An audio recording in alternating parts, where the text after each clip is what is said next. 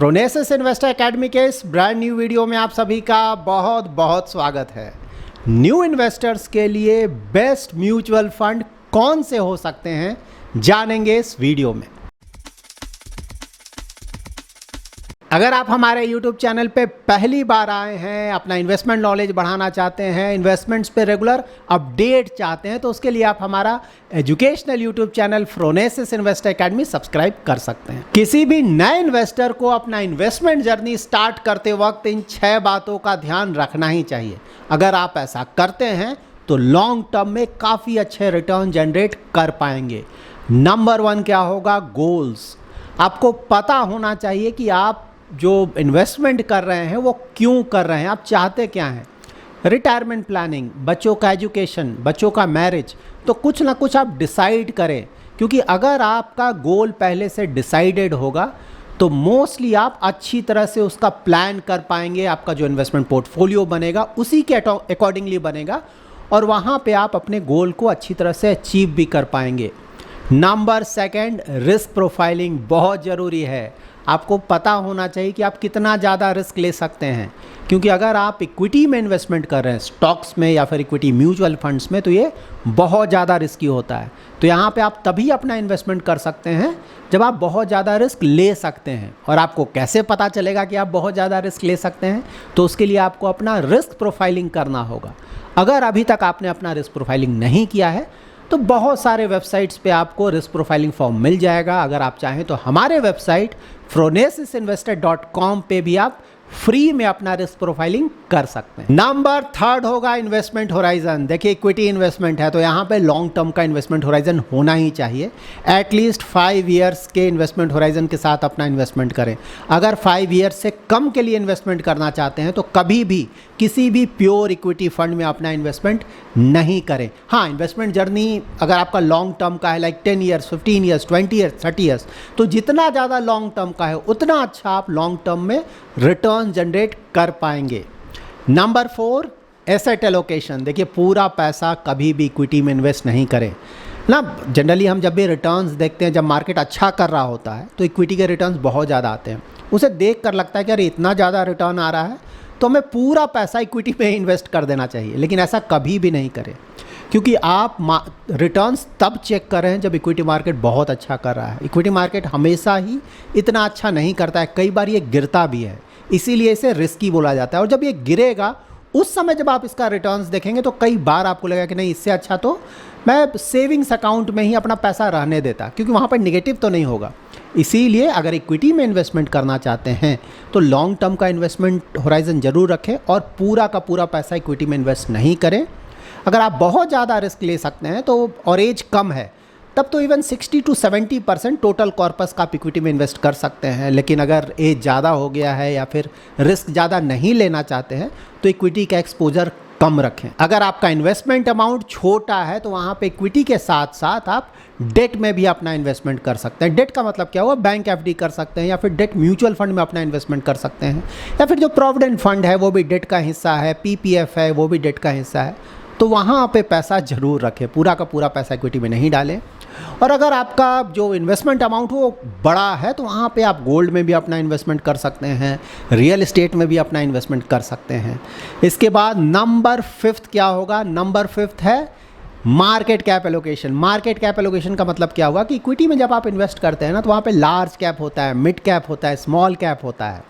Large cap means सबसे बड़ी companies, mid cap means large cap से जो छोटी कंपनीज होती हैं उसे मिड कैप, और सबसे छोटी कंपनीज मीन्स जिनका बिजनेस छोटा है ना, प्रॉफिट कम है, सेल्स कम है, तो सबसे छोटी कंपनीज को हम स्मॉल कैप के स्टॉक्स बोलते हैं। तो रिस्क अगर आप देखें तो लार्ज कैप के स्टॉक्स में जनरली रिस्क थोड़ा कम होता है, मिड कैप में रिस्क थोड़ा बढ़ेगा और स्मॉल कैप में रिस्क काफ़ी ज़्यादा बढ़ जाता है। इसीलिए आप अपना रिस्क प्रोफाइलिंग चेक करें, कितना ज़्यादा आप रिस्क ले सकते हैं, उसके आधार पर डिसाइड करें कि आपको लार्ज कैप, मिड कैप और स्मॉल कैप में कितना इन्वेस्टमेंट करना है।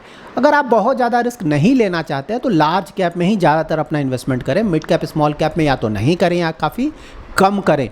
और अगर आप बहुत ज़्यादा रिस्क ले सकते हैं, इन्वेस्टमेंट होराइजन भी वेरी लॉन्ग टर्म का है, तब तो मिड कैप और स्मॉल कैप के स्टॉक्स या फिर इक्विटी म्यूचुअल फंड में भी आप अच्छा एक्सपोजर ले सकते हैं। नंबर 6 होगा रिटर्न एक्सपेक्टेशन। देखिए, जब भी किसी भी इन्वेस्टमेंट प्रोडक्ट में हम इन्वेस्टमेंट करते हैं तो रफली पता होना चाहिए कि किस तरह का रिटर्न यहाँ से आ सकता है। रफली, एग्जैक्टली तो किसी को पता नहीं है, लेकिन हाँ रफली। तो लॉन्ग टर्म में अगर आप देखें, लाइक 10 ईयर्स, 15 ईयर्स, 20 ईयर्स, इस तरह का इन्वेस्टमेंट होराइजन के साथ अगर आप इक्विटी में इन्वेस्टमेंट करते हैं तो रफली अबाउट 12 to 14% के आसपास के रिटर्न एक्सपेक्टेशन के साथ हम अपना इन्वेस्टमेंट कर सकते हैं। नाउ हम कुछ इक्विटी म्यूचुअल फंड्स के बारे में जान लेते हैं जो कि न्यू इन्वेस्टर्स के लिए सुटेबल होगा। ये जो भी इक्विटी म्यूचुअल फंड्स के बारे में हम जानने जा रहे हैं वो फंड्स वैसे इन्वेस्टर्स के लिए भी सुटेबल होगा जो कि अपना पोर्टफोलियो का रेगुलर रिव्यू नहीं करना चाहते हैं, पोर्टफोलियो रिव्यूज़ नहीं करना चाहते हैं ना, एक बार इन्वेस्ट कर दिया लॉन्ग टर्म तक छोड़ दिया। अगर आप एक ऐसे इन्वेस्टर हैं तो उन इन्वेस्टर्स के लिए भी ये फंड्स बहुत ज़्यादा सुटेबल होंगे। न्यू इन्वेस्टर्स के लिए फर्स्ट फंड हो सकता है निफ्टी 50 का इंडेक्स फंड। तो अगर आपको किसी एक फंड में इन्वेस्टमेंट करना है तो ये फर्स्ट फंड आपका हो सकता है, ठीक है। और ये निफ्टी 50 में 50 स्टॉक्स होते हैं, तो इसे लार्ज कैप का इंडेक्स बोला जाता है। जो इंडिया की टॉप 50 कंपनीज हैं मार्केट कैप वाइज ना, वहां पे आपका इन्वेस्टमेंट होगा। ये देखिए उसके top 10 holdings, HDFC bank, Reliance, ICICI, Infosys, जो इंडिया की सबसे बड़ी कंपनीज है वहां पे आपको एक्सपोजर मिलेगा। और ये देखिए किन किन सेक्टर्स में इन्वेस्टमेंट होगा। तो फाइनेंशियल सेक्टर देखिए 34% से भी ज्यादा। ऑयल एंड गैस का मोस्टली रिलायंस से आता है। IT में देखिए कितना बड़ा एक्सपोजर है। अगर आपको निफ्टी 50 के इंडेक्स में इन्वेस्टमेंट करना है तो यहाँ पे कुछ फंड्स हैं जिसे कि आप सेलेक्ट कर सकते हैं। देखिए, हमेशा ध्यान में रखें कि ये इंडेक्स फंड है तो बेंचमार्क को कभी भी ये बीट नहीं कर पाएगा। तो यहाँ पे आप 1 ईयर, 3 ईयर, 5 ईयर और 10 ईयर के डायरेक्ट प्लान का रिटर्न्स और बेंचमार्क का रिटर्न्स भी चेक कर सकते हैं।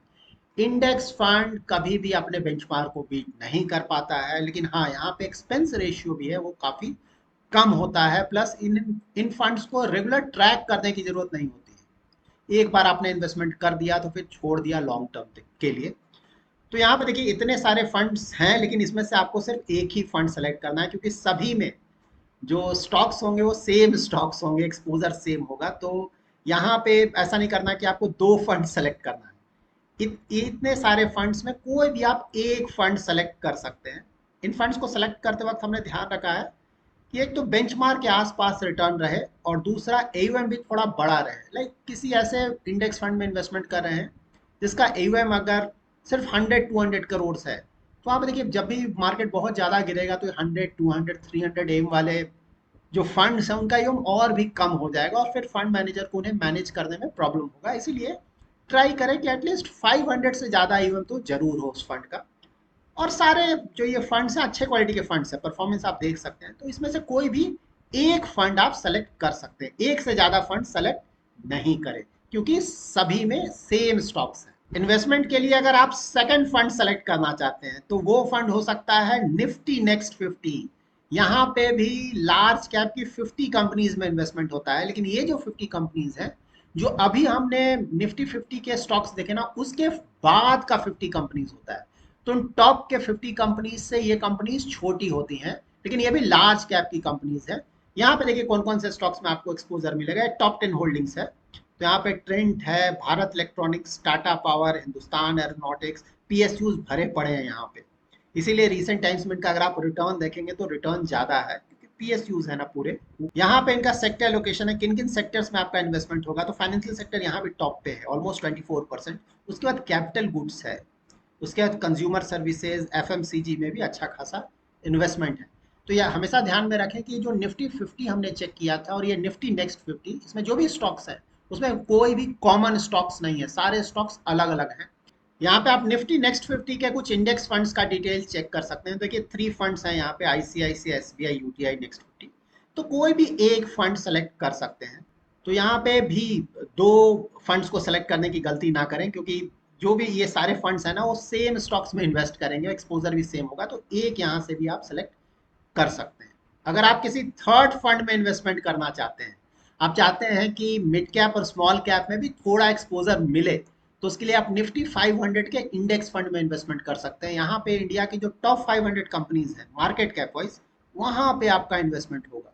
यहाँ अगर आप अपना इन्वेस्टमेंट करते हैं तो लार्ज कैप में अबाउट 73% के आसपास का एक्सपोजर होगा, मिड कैप में अबाउट 17% के आसपास का एक्सपोजर होगा, स्मॉल कैप में अबाउट 9% के आसपास का रफली इतना एक्सपोजर आपको मिलता है। तो यहाँ पे आपको मिड कैप और स्मॉल कैप में भी एक्सपोजर मिल जाता है। निफ्टी 500 इंडेक्स में भी लार्ज कैप का एक्सपोजर बहुत ज्यादा है, इसीलिए आप टॉप होल्डिंग्स को देखेंगे ना तो सब लार्ज कैप है। देखिए HDFC, रिलायंस, ICICI। जो निफ्टी 50 में हमने जो स्टॉक्स देखा था ना वही स्टॉक्स है यहाँ पे भी, बट हाँ यहाँ पे मिड कैप स्मॉल कैप में भी आपको एक्सपोजर मिल रहा है। सेक्टर एलोकेशन भी टॉप में सेम होगा निफ्टी 50 वाला, financial services, oil and gas, information tech. Nifty 500 में इन्वेस्टमेंट के लिए सिर्फ एक ही फंड अवेलेबल है जिसका AUM भी थोड़ा बड़ा है, 1000 करोड़ से बड़ा AUM है, मोतीलाल ओसवाल का फंड। अभी तक हमने टॉप 3 फंड्स के बारे में जान लिया जिसमें एक न्यू इन्वेस्टर अपना इन्वेस्टमेंट कर सकता है। तो इसके अलावा अगर कोई ऐसा इन्वेस्टर है जो कि मिड कैप और स्मॉल कैप में अलग से अपना इन्वेस्टमेंट करना चाहता है तो उसके लिए भी ऑप्शंस अवेलेबल है। लाइक ये देखिए निफ्टी मिड कैप 150, तो यहाँ पे जो मिड कैप की 150 कंपनीज हैं उसमें आपका एक्सपोजर होगा। मार्केट कैप वाइज ये कंपनीज होती हैं 101 से लेके 250 तक। मार्केट कैप वाइज जो टॉप 100 कंपनीज होती है ना वो लार्ज कैप की कंपनीज होती हैं, और 101 से 250 जो कंपनीज होती है मार्केट कैप वाइज उसे हम मिड कैप की कंपनीज बोलते हैं। तो यहाँ पे अगर आप इन्वेस्टमेंट करते हैं तो देखिए ये है टॉप 10 होल्डिंग्स, टोटल 150 स्टॉक्स होंगे। इसीलिए यहाँ पे देखिए वेटेज बहुत कम है क्योंकि स्टॉक्स बहुत ज़्यादा है, किसी भी स्टॉक में आपको ज़्यादा वेटेज यहाँ पे नहीं मिलेगा। लाइक मैक्स हेल्थ केयर है, इंडियन होटल्स है, यस बैंक है, ये टॉप होल्डिंग्स है। यहाँ पे देखिए सेक्टर, सभी जगह फाइनेंशियल सेक्टर ही आपको सबसे ज़्यादा एक्सपोजर मिलेगा, लेकिन हाँ कैपिटल गुड्स में भी यहाँ एक्सपोजर बहुत ज़्यादा है। उसके बाद हेल्थ केयर में भी अच्छा एक्सपोजर आपको मिलेगा। मिड कैप इंडेक्स फंड में इन्वेस्टमेंट के लिए ये 2 फंड्स हैं जिनके AUM भी बड़े हैं, परफॉर्मेंस भी ठीक है। तो एक मोतीलाल है, एक निपॉन का है। अगर किसी को स्मॉल कैप के इंडेक्स में इन्वेस्टमेंट करना है, लाइक निफ्टी स्मॉल कैप 250 का ऑप्शन है आपके पास, तो देखिए स्मॉल कैप जो 251 से 500 की कंपनीज हैं मार्केट कैप वाइज, निफ्टी 500 में जो नीचे की 250 कंपनीज है उसे ही हम स्मॉल कैप की कंपनीज बोलते हैं। तो यहाँ पे देखिए एक्सपोजर और भी कम हो जाएगा क्योंकि 250 स्टॉक्स में आपको एक्सपोजर मिल रहा है। तो यहाँ पे देखिए टॉप होल्डिंग्स हैं, साइड इंडस्ट्रीज है, मल्टी कमोडिटी एक्सचेंज है, क्रॉम्पटन में आपको मिलेगा, ब्लू स्टार है। तो ये कुछ टॉप होल्डिंग्स हैं। यहाँ पे देखिए फाइनेंशियल सर्विसेज बहुत ज़्यादा एक्सपोजर है, कैपिटल गुड्स में अच्छा खासा एक्सपोजर है, हेल्थ केयर में अच्छा एक्सपोजर आपको मिल रहा है। निफ्टी स्मॉल कैप 250 में इन्वेस्टमेंट के लिए ये 2 फंड्स हैं जिनका AUM भी थोड़ा बड़ा है। देखिए ये जो मिड कैप 150 या फिर स्मॉल कैप 250 के जो फंड्स हैं ना रिलेटिवली न्यू फंड्स हैं, इसीलिए बड़े AUM वाले फंड्स आपको यहाँ पे नहीं मिलेंगे। और प्लस रिलेटिवली न्यू फंड्स देखिए ना, ये सिर्फ 3 ईयर का इसका डिटेल्स अवेलेबल है, 5 ईयर का डिटेल अवेलेबल नहीं है, नया फंड है। SBI का तो इवन 3 ईयर का डिटेल्स अवेलेबल नहीं है।